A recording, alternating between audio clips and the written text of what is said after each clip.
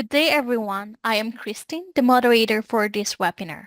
I welcome everyone to today's webinar that is Navigating EEOC Claims of Harassment and Discrimination, a 2025 Employer's Guide to Investigations. I would like to introduce our presenter for today, Diane L.D.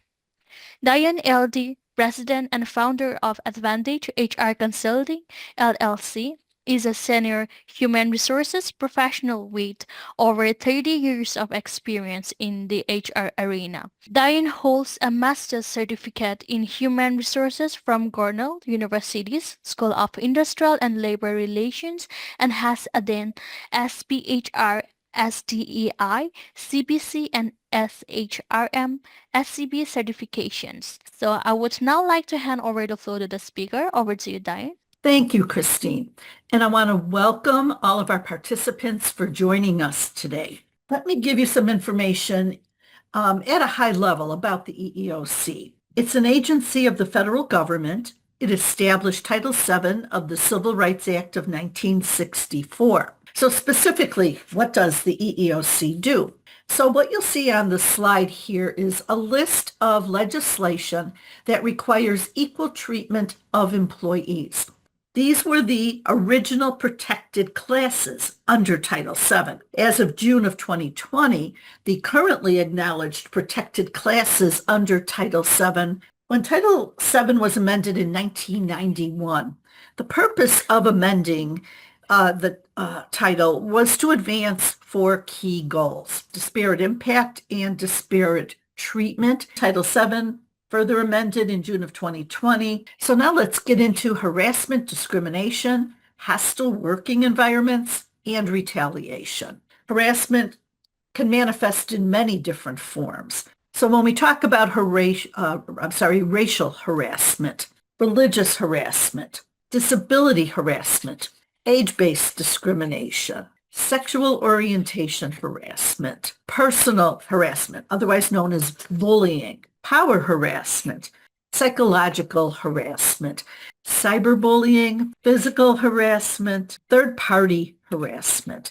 So the bottom line is employees are protected against sexual harassment under Title VII of the Civil Rights Act of 1964. So how does the EEOC define sexual harassment? So now that we know what harassment is, we also need to understand what it is not. So let's now talk about the two basic types of harassment. So what are the differences between the two? So let's talk more about quid pro quo. So how can employers go about protecting themselves? So again, we know what the definition is of quid pro quo of sexual harassment, but we need to know what it is not. So one of the first things the EEOC will do when it receives a charge from an employee, it's going to look to see if the harassing conduct is either severe and or pervasive. I've put together some red flags. So some things the employer can do to avoid and prevent sexual harassment.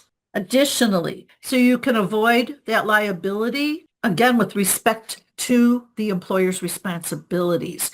So now let's talk about hostile work environment. So how does an employee go about proving a hostile work environment exists? What are the legal requirements of a hostile work environment? Examples of behaviors that would constitute a hostile work environment. With respect to a recent update from the EEOC regarding a hostile work environment, the update took place last year. To defend against a hostile work environment, the employer must show. So when you're conducting an internal investigation regarding a hostile work environment situations, here are some questions you can utilize. So when an employee has made the decision to file a charge with the EEOC, so the claimant will need to provide certain pieces of information. Where can the employee file its claim? You know, many times employees are extremely hesitant to bring up these types of situations for a whole host of reasons. Here are some tips when you're dealing with the EEOC.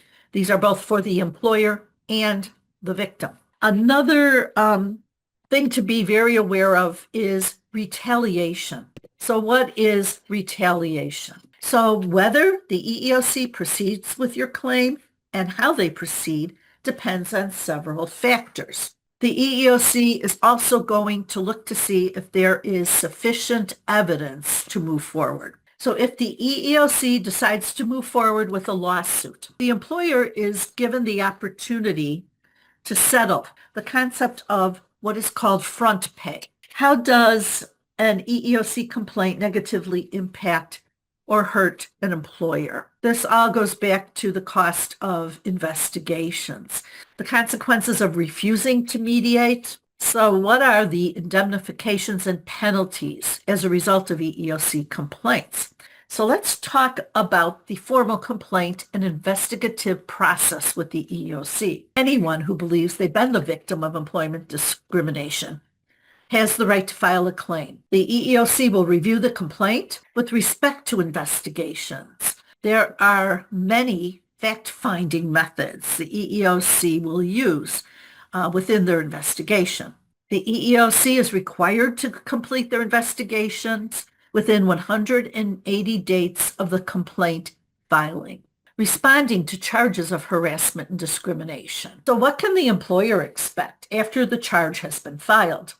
Sometimes the investigation is necessary. The EEOC will be available to answer questions from both parties. Once the EEOC has completed its investigation, they will make a determination based on the merits of the charge. The employer should review the charge notice carefully. So once the employer has been made aware that the EEOC has accepted the charge, they will need to view and download the charge.